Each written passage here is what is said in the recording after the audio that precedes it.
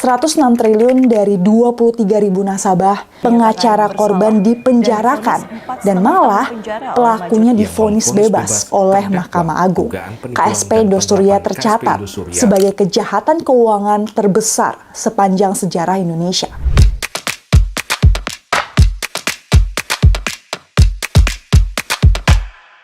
Hai, kabar baik di sini. Semoga di sana juga ya. Dan semoga di antara subscribers aku nggak ada yang terkena kasus 106 triliun Indosuria ya.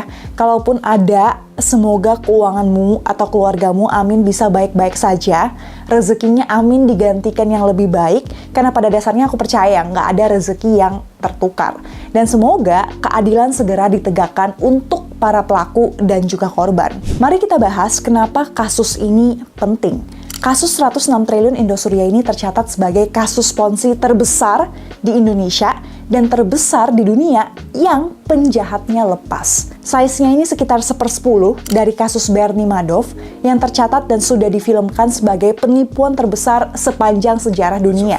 Soon aku bakal review filmnya juga ya. Nah, Indosuria ini diketahui bentuk awalnya tuh perusahaan multi-finance yang pastinya di bawah wewenang OJK kalau mau nerbitin obligasi atau MTM.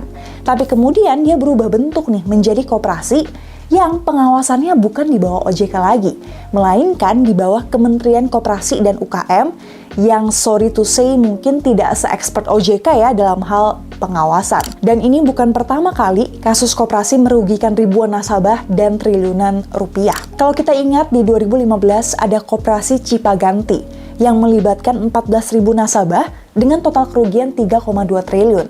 Kemudian di 2017 ada koperasi Pandawa yang melibatkan 36.000 nasabah dan total kerugian 3,3 triliun. Kalau kita sadar, semakin kesini, semakin besar nih jumlah korban dan juga kerugiannya.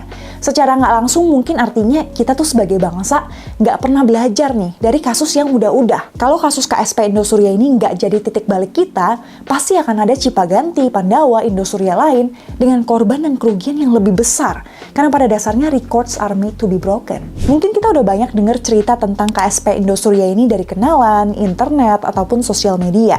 Dibentuk pada tahun 2012 dan merekrut banyak relationship manager dari bank yang udah punya kenalan banyak nasabah. Kemudian mereka menawarkan produk dengan bunga 8-12% per tahun. Sebenarnya hanya sedikit lebih tinggi dari deposito bank yang saat itu 5-7%. FYI, produk koperasi itu kena pajak 10% dibandingkan produk perbankan yang 20%. Nah, biasanya uang nasabah ini tuh diputar oleh koperasi sesuai dengan kesepakatan anggota. Bisa dipinjamkan ke nasabah yang butuh dengan bunga yang lebih tinggi atau diinvestasikan ke bisnis real dan lainnya. 6-7 tahun berjalan, semuanya baik-baik saja.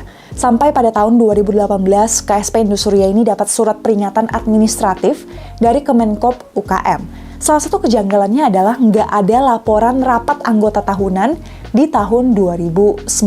Sebelum akhirnya di Februari 2020, sejumlah nasabah tuh mengaku nggak bisa cairin uang mereka yang ada di deposito. Mungkin berkaitan dengan pandemi COVID yang baru dimulai juga kali ya. Jadi memang ada liquidity crunch pada sistem keuangan saat itu. Kemudian, di Maret 2020, Indosuria membatasi penarikan maksimal tuh 1 juta per nasabah. Dan ada syarat baru, bahwasannya uang nasabah baru bisa dicairkan dalam kurun waktu 6 bulan sampai 4 tahun, tergantung berapa banyak uang yang nasabah itu punya. Sejak saat itu, nggak ada kejelasan penarikan dana, sampai akhirnya pendiri Henry Surya dan direktur keuangannya, Jun Indria, ditangkap oleh Bareskrim di awal 2022. Nah, sebelum vonis kedua orang itu, seorang advokat bernama Alvin Lim yang mewakili 165 nasabah melaporkan dugaan pidana Indosuria.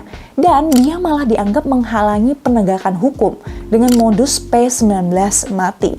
Beliau akhirnya dikenakan vonis 4 tahun penjara atas dakwaan kasus pemalsuan dokumen yang sebenarnya nggak berhubungan sama sekali dengan kasus Indosuria yang dia laporkan. Dan yang paling merobek jiwa nasabah dan masyarakat Indonesia adalah vonis bebas dari Mahkamah Agung di Januari 2023. Karena katanya Henry Surya dan Jun Indria ini tidak terbukti melanggar hukum pidana. Jadi emang gila banget sih kasus Indosuria ini. Menko Polhukam kita Pak Mahfud MD sampai bilang, ini adalah kejahatan pidana yang sangat sempurna.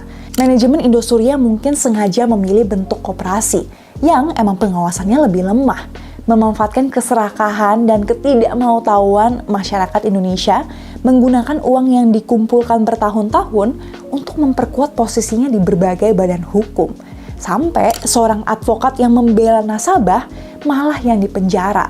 Dan pendirinya yang jelas-jelas membuat kekacauan sebesar itu secara publik malah dibebaskan. Nah, tapi sebenarnya berdasarkan data dari Kejaksaan Agung, sebenarnya hanya 6.000 nasabah dengan total kerugian 16 T yang gagal dibayarkan.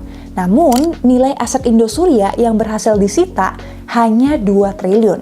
Mungkin ini include kantor dan aset tidak bergerak lainnya kali ya, yang butuh waktu nih untuk dijadiin uang ya. Tapi, kalau kasus perdata yang diselesaikan di PKPU, emang biasanya recovery rate tuh sekitar 10% aja sih. Coba kita hitung simple aja ya. 16 T dibagi 6.000 korban, berarti seorang tuh kira-kira rugi 2,67 M.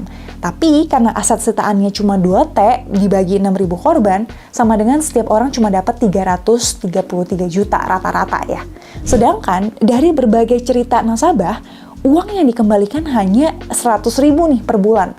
Sampai total-total tuh mungkin cuma 3 jutaan. Jadi pemerintah harus mengusahakan sebanyak-banyaknya aset yang bisa dikembalikan ke korban dan menegakkan keadilan kepada pelaku. Sekarang kan pemerintah sedang ngajuin kasasi atau banding ke Mahkamah Agung atas vonis bebas yang di awal itu. Jika masih nggak berubah nih vonisnya, Presiden Jokowi yang seharusnya turun tangan untuk mempertanyakan independensi dari Badan Mahkamah Agung ini. Dan kalau kita belajar dari kasus Bernie Madoff di Amerika, pemerintahnya itu menunjuk seorang pengacara bernama Irving Pichard dan timnya untuk melacak semua aset yang bisa disita baik dari pelaku maupun korban dengan net equity formula. Alhasil 14 dari 19 miliar dolar kerugian berhasil dikembalikan, alias recovery rate-nya itu 74%. Sangat tinggi dibandingkan Indonesia yang cuma 10%-an. Sekarang kalau pemerintah serius menegakkan sila kelima Pancasila, harusnya dibentuk tim khusus untuk melacak juga semua nasabah dan pelaku. Karena mungkin aja ada nasabah yang mungkin juga kenalan dari pendiri Indosuria ini. Mereka taruh uang 100 M, tapi udah berhasil withdraw 300 M sebelum gagal bayar di 2020. Mungkin mereka udah tahu kali ya bakal gagal bayar and something like that. Selisih keuntungan 200 M itu seharusnya bisa disita oleh negara nih untuk dikembalikan ke korban yang net losers atau yang mendapat lebih sedikit dari yang diinvestasikan. Jujur, aku nggak tahu teknis hukumnya bisa atau enggak karena bukan bidangku. Tapi pemerintah harus belajar dari kasus global dan merevisi undang-undang yang menjadi landasannya. Harus ada inovasi dalam penanganan investasi bodong. Jangan cuma ambil dari pelakunya, karena mungkin udah ditaruh kemana kali uangnya.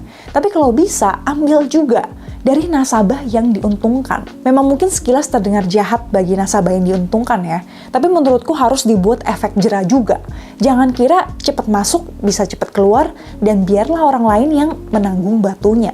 Siapapun yang terlibat dalam investasi bodong harus bertanggung jawab.